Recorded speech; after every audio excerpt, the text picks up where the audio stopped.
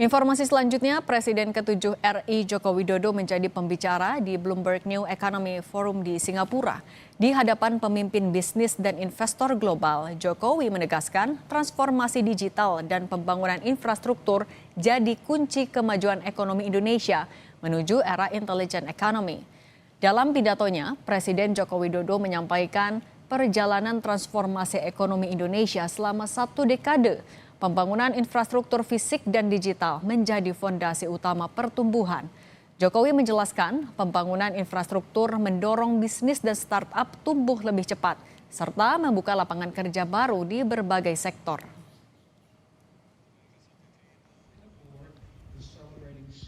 Indonesia has also made a great progress in digital infrastructure,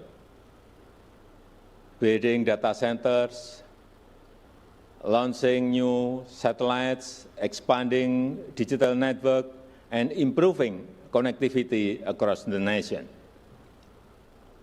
We introduced regulations that encourage local businesses and startups to grow. And today, we have strong reason why building infrastructure and introducing regulation are very important before moving into the intelligent economy. Di sela kegiatannya di Singapura, Presiden ke-7 Republik Indonesia Joko Widodo bertemu dengan mantan Perdana Menteri Singapura Lee Hsien Loong. Keduanya berbincang sembari menikmati sarapan. Pertemuan keduanya berlangsung di Hotel Raffles Singapura. Joko Widodo terlihat disambut oleh Lee Hsien Loong. Keduanya bertemu di sela agenda Jokowi menghadiri forum Bloomberg New Economy. Lewat akun Instagramnya, Jokowi mengatakan ngobrol santai bersama sahabat lama, senior minister Lee Hsien Loong. Dari tawaringan mengenang masa lalu bersama, hingga gagasan besar tentang masa depan Indonesia-Singapura. Dalam Bloomberg New Economy Forum di Singapura ini, Jokowi juga bertemu dengan sejumlah tokoh dunia. Di antaranya mantan Perdana Menteri Britania Raya Rishi Sunak, salah satu wakil Perdana Menteri Singapura Gan Kim Yong, dan pemilik Bloomberg Michael Bloomberg. Pengamat politik Adi Praitno menilai kehadiran Jokowi di salah satu forum ekonomi dunia ini menegaskan daya tarik Jokowi sebagai mantan presiden di mata dunia masih diperhitungkan. Harus diakui dengan posisi sebagai Dewan Penasehat dalam forum ini, tentu saja ini kan menegaskan bahwa daya tarik Pak Jokowi sebagai salah satu mantan presiden di Indonesia dan tentu saja di forum internasional itu relatif cukup dipertahankan. Apa yang sebenarnya akan terjadi kepada Pak Jokowi setelah posisinya tidak lagi jadi presiden, tapi dengan adanya posisi ini maka Jokowi dianggap memiliki daya tarik sehingga menjadi bagian salah satu penasihat di forum internasional. Joko Widodo menjadi salah satu pembicara di Bloomberg New Economy Forum di Singapura. We introduce regulations that encourage local businesses and startups to grow. Di hadapan pemimpin bisnis dan investor global, Jokowi menegaskan transformasi digital dan pembangunan infrastruktur menjadi kunci kemajuan ekonomi Indonesia menuju era intelligent economy. Tim Liputan Kompas TV.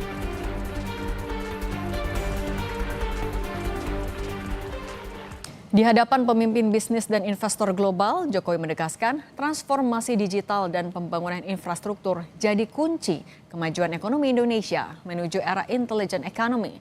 Bagaimana membaca makna pidato Jokowi dan apakah ini menunjukkan Jokowi masih diperhitungkan di mata dunia?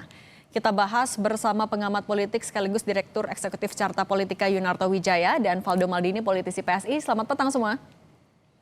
Selamat petang. Saya ke Mas Toto dulu ya. Waalaikumsalam warahmatullahi wabarakatuh. Mas Toto, kalau dari kacamata politik, sejauh mana Anda sebenarnya memaknai atau menganalisis kehadiran Pak Jokowi di forum internasional ini? Ya, ini memang sudah selayaknya seorang mantan presiden, apalagi untuk negara sebesar Indonesia, mengambil lebih banyak peran dalam forum-forum seperti ini. Ketika berbicara sudah selesai purna tugas menjadi seorang presiden, apalagi Pak Jokowi 2 periode ya. Artinya kan memang harusnya level beliau ada di level negarawan. Dan saya cukup bangga melihat Pak Jokowi tadi bukan hanya bicara dialog searah. Sebelumnya barusan saja saya nonton di channel News Asia dialog interview dan saya agak kaget ya. Beliau biasanya pada saat menjadi presiden agak berhati-hati untuk menerima interview dan menjawab dalam bahasa Inggris. Sekarang beliau langsung menjawab dengan bahasa Inggris. Dan memang ini yang seharusnya dilakukan oleh seorang mantan presiden. Ibu Mega juga tahun ini misalnya ke Roma dan ke Beijing, Pak SBY juga ikut dalam forum malaria di New York, lalu kemudian juga di Tokyo untuk membahas krisis multidimensi. Dan menurut saya ini yang seharusnya dilakukan oleh mantan presiden. Kita bicara di negara lain pun seperti, dan saya sangat senang melihat seorang mantan presiden menghabiskan banyak waktunya untuk sharing, berbicara pengalaman kerjanya selama 10 tahun tanpa kemudian kepentingan politik dan elektoral apapun. Itulah mengapa di satu sisi yang lain saya selalu menyayangkan kalau seorang mantan presiden termasuk Pak Jokowi itu kemudian malah ditarik-tarik dalam kepentingan yang sifatnya lebih sempit, kepentingan elektoral. Saya sedih melihat Pak Jokowi sebagai mantan presiden misalnya menghabiskan waktu berbicara mengenai relawannya. Lalu kemudian pada masa pilkada malah kemudian menjadi juru kampanye dalam tanda kutip atau digunakan oleh kepentingan tertentu untuk mengendorse. Karena level seorang mantan presiden, apalagi Jokowi yang 2 periode harusnya bisa sharing banyak hal tentang kinerja, itu bukan pada wilayah ini. Itulah mengapa saya dulu pendukung Jokowi. Dari 2014, 2019 termasuk ketika dalam kontroversi apakah Jokowi layak maju atau tidak dari gubernur menjadi presiden. Tapi pada titik kemudian Pak Jokowi menempatkan dirinya hanya menjadi sosok elektoral, lalu kemudian harus menghabiskan energi mendongkrak posisi anaknya menjadi wapres. Pada titik itu menurut saya seharusnya beliau bisa berkiprah lebih, dan saya berharap seperti apa yang terjadi di Singapura itu lebih sering akan beliau jalankan ke depan. Nah, oke. Kalau Mas Faldo sebenarnya dari beberapa poin yang disampaikan kan mayoritas adalah infrastruktur dan juga ekonomi. Sebenarnya apa yang mau dipamerkan Pak Jokowi sih di forum internasional ini? Iya, Mbak Cynthia. Dengan Cindy, Mas Faldo. Mbak Cindy. Ya Mbak Cindy, karena kan yang kita lihat bahwa ini adalah sebuah laporan kerja yang telah dilakukan, bukan glorifikasi apa yang sedang dikerjakan gitu. Jadi I've done this in the past 10 years katanya begitu. Jadi ini kan pesannya sederhana bahwa bukan pamer, bukan defensif, tapi bicara soal strategi dasar yang membangun ekonomi negara sebesar Indonesia gitu. Kan starting pidatonya itu adalah gimana caranya membangun ekonomi sebuah negara dengan penduduk 280 juta orang. Nah, itulah yang harus dijawab oleh presiden yang ada di Indonesia, dan kami kira apa yang disampaikan Pak Presiden, Pak Jokowi adalah membangun fondasi terlebih dahulu gitu. Kan dia juga presiden ke-7 kan sebutannya. Kan nggak ada mantan presiden ya Mas Toto ya. Bu Mega pun presiden ke-5 gitu. Jadi ini sangat masuk akal membangun fondasi dulu, karena tanpa jalan, tanpa pelabuhan, tanpa listrik, tanpa internet, nggak ada tuh tadi bicara digital, ekonomi, startup tumbuh, QRIS dan sebagainya. Jadi memang kita lihat apabila mengacu ke beberapa negara-negara lain, Mbak, itu juga dilakukan oleh negara yang teknologinya maju, ekonominya maju, seperti Korea, Tiongkok, Singapura gitu. Emang membangun kondisi fisik dulu, infrastruktur sebelum kita ngomong teknologi. Nah, dalam 10 tahun itu Pak Jokowi melakukan pembangunan itu secara cepat, termasuk keluar dari krisis COVID yang juga sempat membuat ekonomi kita melambat. Jadi di sisi lain, ini adalah sebuah upaya yang keren kami kira ya, karena beliau yang diundang. Nah, kalau soal elektoral, nantilah Mas Toto. Nah, oke. Kalau gitu, tapi Mas Toto, ada dampaknya nggak ke dinamika politik domestik ketika Pak Jokowi masih memberikan pidato di forum internasional? Anda melihat Pak Jokowi masih menjaga relevansinya? Kritik terbesar terhadap Pak Jokowi itu kan muncul ketika kemudian ada kontroversi Mas Gibran maju. Karena orang akan melihat ini, ada yang menganggap ini politik dinasti, ada yang menganggap ini KKN. Karena Pak Jokowi memulai karir politiknya malah dalam kondisi atau positioning sosok Pembu derajat berbeda. Dia tidak menempatkan dirinya menjadi ketua umum partai, dia bukan darah biru, dia tidak menempatkan anak-anaknya juga bermain politik. Sehingga banyak sekali teman-teman aktivis atau kelas menengah yang kemudian melihat ada sosok yang berbeda. Nah, kritik kemudian mulai muncul, termasuk hinaan-hinaan, caci maki yang saya sendiri juga menurut saya harus harus kita kutuk ya kalau sudah masalah Nah, personal tapi kalau ini sifatnya. artinya gimana, Itu Mas Toto? muncul, enggak, saya pengen lanjutkan dulu Mbak Oke. makanya. Kritik itu muncul ketika kemudian Pak Jokowi menempatkan dirinya di akhir masa jabatannya malah dalam panggung elektoral yang kontroversial. Poin saya, cara terbaik menjawab kritik ini kan seperti apa yang dilakukan pada saat di Singapura ini. Ini menurut saya sudah tepat. Jadi saya berharap Pak Jokowi sering melakukan kegiatan seperti ini, bicara sebagai seorang statesman, negarawan, dan kemudian makin menarik diri dari situasi politik elektoral yang menempatkan beliau memang akan selalu sulit. Kenapa? Anaknya masih jadi wakil presiden. Hal-hal kontroversial pasti akan diperdebatkan.